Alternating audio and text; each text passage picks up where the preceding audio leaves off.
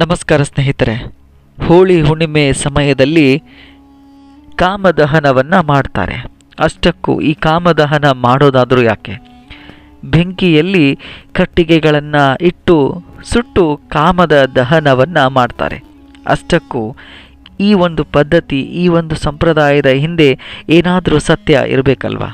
ಹಾಗಾದರೆ ಈ ಒಂದು ವಿಡಿಯೋದಲ್ಲಿ ಕಾಮದ ದಹನದ ಹಿಂದಿರೋ ಸತ್ಯ ಹಾಗೂ ಕಾಮ ಯಾರು ಅಂತ ಈ ಒಂದು ವಿಡಿಯೋದಲ್ಲಿ ನಾನು ನಿಮಗೆ ಸಂಪೂರ್ಣವಾಗಿ ತಿಳಿಸ್ಕೊಡ್ತೇನೆ. ನನ್ನ ಚಾನಲ್ ಇಷ್ಟ ಆದಲ್ಲಿ ಶೇರ್ ಮಾಡಿ, ಲೈಕ್ ಮಾಡಿ ಹಾಗೂ ಸಬ್ಸ್ಕ್ರೈಬನ್ನು ಮಾಡಿ. ಸ್ನೇಹಿತರೆ, ಕಾಮ ಯಾರು, ಕಾಮ ದಹನದ ಹಿಂದಿರೋ ಸತ್ಯ ಏನು ಅಂತ ತಿಳಿಯೋದಕ್ಕಿಂತ ಮುಂಚೆ ಈ ಒಂದು ಪೌರಾಣಿಕ ಸತ್ಯ ಖಂಡಿತವಾಗಲೂ ತಿಳಿಬೇಕು. ಶಿವನ ಮೊದಲ ಪತ್ನಿ ಸತಿ ಮರಣದ ನಂತರ ಶಿವನು ತಪಸ್ಸಿಗೆ ತೆರಳುತ್ತಾರೆ. ಆಗ ಪಾರ್ವತಿ ಶಿವನ ಮೇಲೆ ಮನಸ್ಸನ್ನು ಇಟ್ಟಿರ್ತಾಳೆ. ಪಾರ್ವತಿ ಶಿವನ ಎಲ್ಲ ಪರೀಕ್ಷೆಯನ್ನು ಗೆದ್ದಿರ್ತಾಳೆ. ಈ ವಿಷಯ ಇಡೀ ಲೋಕಕ್ಕೆ ಗೊತ್ತಿರುತ್ತೆ. ಇದೇ ಸಮಯದಲ್ಲಿ ಪಾರ್ವತಿ ಶಿವನ ಪರೀಕ್ಷೆಯಲ್ಲಿ ಗೆದ್ದು ತಾನು ಕೂಡ ತಪಸ್ಸಿಗೆ ತೆರಳಿರ್ತಾಳೆ. ಶಿವನ ಧ್ಯಾನದಲ್ಲಿ ತೆರಳಿರ್ತಾಳೆ. ಇತ್ತ ಭೂಮಿ ಮೇಲೆ ತಾರಕಾಸುರ ಎಂಬ ರಾಕ್ಷಸ ಅಟ್ಟಹಾಸವನ್ನು ಮಾಡ್ತಾ ಇರ್ತಾನೆ. ಎಲ್ಲ ಸಾಧು ಸಂತರು ಹಾಗೂ ದೇವಾನುದೇವತೆಗಳಿಗೆ ತೊಂದರೆಯನ್ನು ಕೊಡ್ತಾ ಇರ್ತಾನೆ.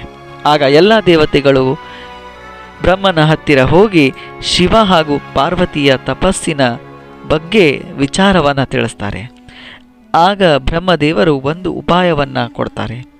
ಆ ಉಪಾಯ ಶಿವನ ತೇಜಾಂಶದಿಂದ ಒಂದು ಅಂಶ ಶಿವನ ಪುತ್ರನಾಗಿ ಜನಿಸ್ತಾನೆ, ಅವನಿಂದ ಆ ತಾರಕಾಸುರನ ಸಾವು ಆಗುತ್ತೆ ಅಂತ ತಿಳಿಸ್ತಾರೆ. ಆಗ ದೇವಾನುದೇವತೆಗಳು ಯಾವ ರೀತಿ ಶಿವನ ತಪಸ್ಸು ಭಂಗ ಮಾಡಬೇಕು ಅಂತ ಉಪಾಯವನ್ನು ಮಾಡ್ತಾರೆ. ಆಗ ದೇವತೆಗಳು ಹೊರಟಿದ್ದು ಮನ್ಮಥರಾಜ ಕಾಮದೇವನ ಹತ್ತಿರ ಹೋಗ್ತಾರೆ. ಹೌದು, ಕಾಮದೇವನ ಹತ್ತಿರ ಹೋಗಿ ಲೋಕ ಕಲ್ಯಾಣಕ್ಕಾಗಿ ನೀನು ಶಿವನ ಮನಸ್ಸಿನಲ್ಲಿ, ಹೃದಯದಲ್ಲಿ ನೀನು ಹೋಗಿ ಸೇರಬೇಕು. ನಂತರ ಪಾರ್ವತಿ ಮೇಲೆ ಪ್ರೀತಿಯಿಂದ ಶಿವನ ತೇಜಾಂಶವೊಂದು ಭೂಮಿ ಮೇಲೆ ಜನಿಸಿ ತಾರಕಾಸುರನನ್ನು ನಾಶ ಮಾಡುತ್ತೆ ಅಂತ ಎಲ್ಲ ಸತ್ಯವನ್ನು ತಿಳಿಸ್ತಾರೆ.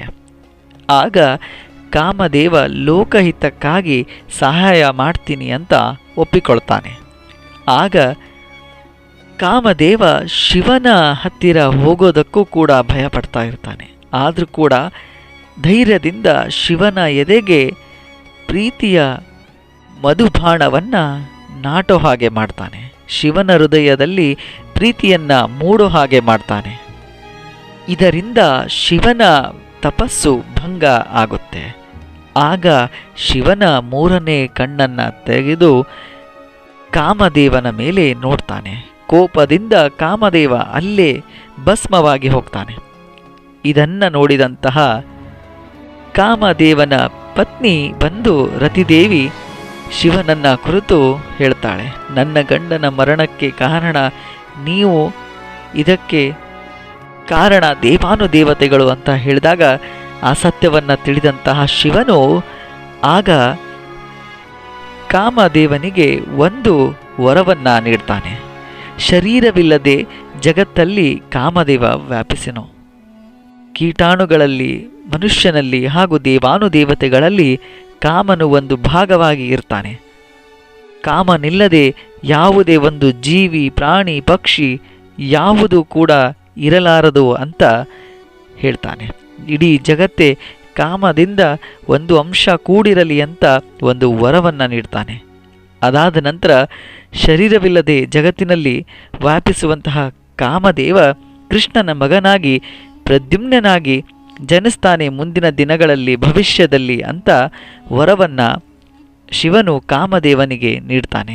ನಂತರ ಮುಂದಿನ ಯುಗಗಳಲ್ಲಿ ಕೃಷ್ಣನ ಮಗನಾಗಿ ಕಾಮದೇವ ಪ್ರದ್ಯುಮ್ನಾಗಿ ಜನಿಸ್ತಾನೆ. ಸ್ನೇಹಿತರೆ, ಯಾರಾದರೂ ಕಾಮ ಯಾಕೆ ಸುಡಬೇಕು ಅಂತ ಕೇಳಿದಾಗ ಎಷ್ಟೋ ಸಲ ನಾವು ಅದರ ಬಗ್ಗೆ ಹೇಳೋದಕ್ಕೂ ಸಾಧ್ಯವಾಗೋದಿಲ್ಲ.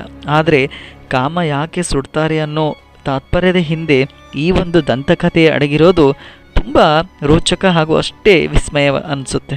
ಹಾಗೂ ಕೇಳಲು ಕೂಡ ಅಷ್ಟೇ ಒಂದು ಅನುಭವ ಕೂಡ ಬೇರೆಯಾಗಿರುತ್ತೆ. ಒಟ್ಟಿನಲ್ಲಿ ಕಾಮದೇವನ ಒಂದು ನೆನಪಿಗೆ ಹಾಗೂ ಕಾಮದೇವನ ಲೋಕ ಕಲ್ಯಾಣದ ಒಂದು ಭಾಗವಾಗಿ ಶಿವನಿಂದ ತಾನು ಮರಣ ಹೊಂದಿರೋ ಘಟನೆ ಕೂಡ ಇಲ್ಲಿ ಒಂದು ಸಾಕ್ಷಿಯಾಗುತ್ತೆ. ಹಾಗೂ ಕಾಮವನ್ನು ಯಾಕೆ ನಾವು ನೆನಪಿಸಿಕೊಳ್ಬೇಕು ಅಂತ ಎಂಬುದು ಕೂಡ ಈ ಒಂದು ವಿಡಿಯೋದ ಮಾಹಿತಿಯ ತಾತ್ಪರ್ಯ ಆಗಿದೆ ಅಂತ ಅಂದರೂ ಕೂಡ ತಪ್ಪಾಗೋದಿಲ್ಲ. ಇದು ಕಾಮದೇವನಿಗೆ ಸಂಬಂಧಪಟ್ಟಂತಹ ಹಾಗೂ ಕಾಮದಹನ ಯಾಕೆ ಆಯಿತು ಅಂತ ಕೇಳಿದಾಗ ಅದಕ್ಕೆ ಸಂಬಂಧಿಸಿದಂತಹ ಮಾಹಿತಿಯ ವಿಡಿಯೋ ಆಗಿದೆ. ಮುಂದಿನ ವಿಡಿಯೋದಲ್ಲಿ ಮತ್ತೆ ಹೊಸ ಮಾಹಿತಿ ಜೊತೆಗೆ ಸಿಗೋಣ. ಧನ್ಯವಾದಗಳು.